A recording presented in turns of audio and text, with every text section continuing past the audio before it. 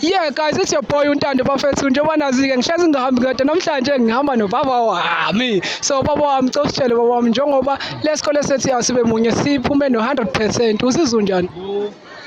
Sijabule thina ngendlela ejule kabi. Yabona ukuthi isikole sethu sikwazi ukufika kulela zinga. Phela isikole sethu asigcini kuphela ngoba 100% nje la kusekhethe. I-district yonke si-100%. Isekhethe yase-Howick 100%.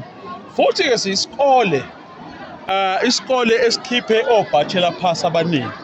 Okusho ukuthi ngokwe-quality nangokuphasa nje sihambe phambili kunazo zonke izikole.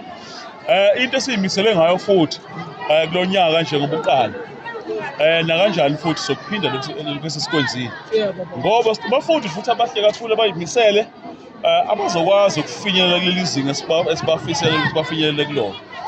Sijabule kakhulu nje njengoba ngibona nje isikole siyazama ukuthi bajabule abantu.